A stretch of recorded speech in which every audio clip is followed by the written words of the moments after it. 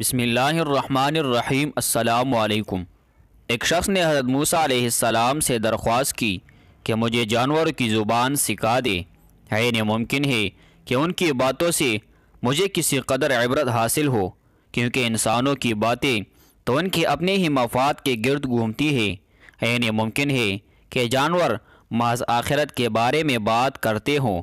حضرت موسیٰ علیہ السلام نے اسے منع فرمایا اور یہ بھی فرمایا کہ یہ عمل تیرے لیے خطرناک ثابت ہو سکتا ہے، لیکن وہ بضد رہا۔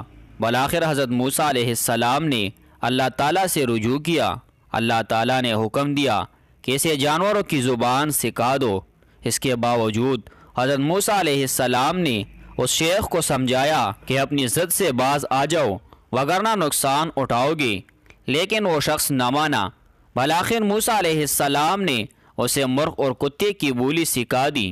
انہوں نے اس شخص سے فرمایا کہ اللہ تعالیٰ نے مجھے محض اتنی ہی اجازت فراہم کی ہے۔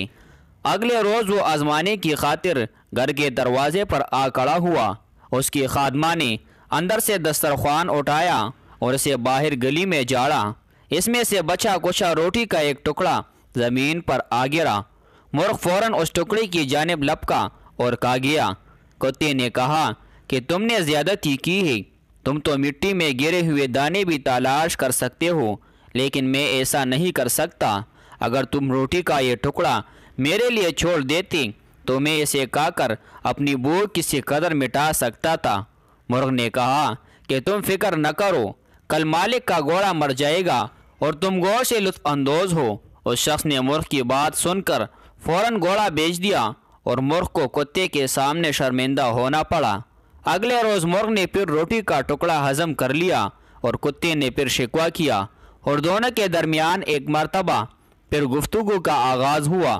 مرغ نے کہا کہ مالک نے گھوڑا فروخت کر دیا تھا اور وہ نئے مالک کے پاس جا کر موت سے ہمکنار ہو گیا، لیکن تم فکر نہ کرو، کل اس کا خچر مر جائے گا اور تم پیٹ بھر کر گوشت کھانا۔ اس شخص نے خچر بھی فوراً بیچ دیا۔ تیسرے روز دونوں جانوروں میں ایک مرتبہ پھر گفتگو ہوئی۔ کتے نے مرغ سے کہا کہ تم جھوٹے ہو، اگر میں تمہارے پیچھے لگا رہا تو بھوک سے مر جاؤں گا۔ مرغ نے جواب دیا کہ مالک نے خچر بیچ دیا اور وہ نئے مالک کے پاس جا کر مر گیا، لیکن کل اس کا غلام مر جائے گا اور کتوں اور بھکاریوں میں روٹیاں تقسیم ہوگی، تم بھی خوب پیٹ بھر کر کھانا۔ اس شخص نے فوراً غلام کو بیچ دیا اور اس مرتبہ بھی نقصان سے محفوظ رہا۔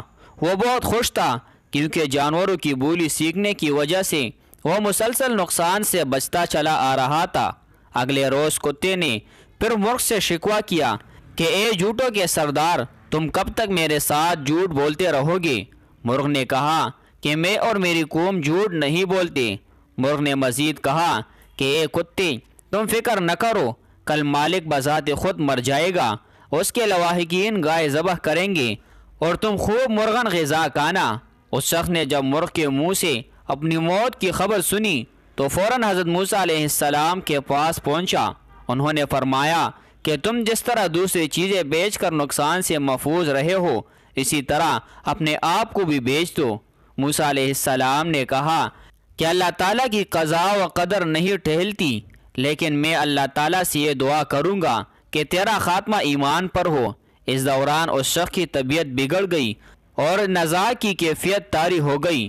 حضرت موسیٰ علیہ السلام نے اللہ تعالیٰ سے دعا کی کہ یا اللہ اس گناہگار کی خطا معاف کر دے۔ حضرت موسیٰ علیہ السلام کی دعا پر اللہ تعالیٰ نے فرمایا کہ ہم نے اسے ایمان عطا کیا، اگر تم چاہو تو ہم اسے دوبارہ زندگی عطا کر دے، بلکہ مردوں کو زندگی عطا کر دے۔ حضرت موسیٰ علیہ السلام نے عرض کیا یا اللہ یہ دنیا تو فانی ہے، اگر یہ تیرے حکم سے زندہ بھی ہو گیا تو پھر مرے گا، اس لیے تم اسے ابدی زندگی بخش دے اور دوسرے مردے بھی جو تیرے حضور حاضر ہو چکے ہیں ان پر بھی رحم فرما۔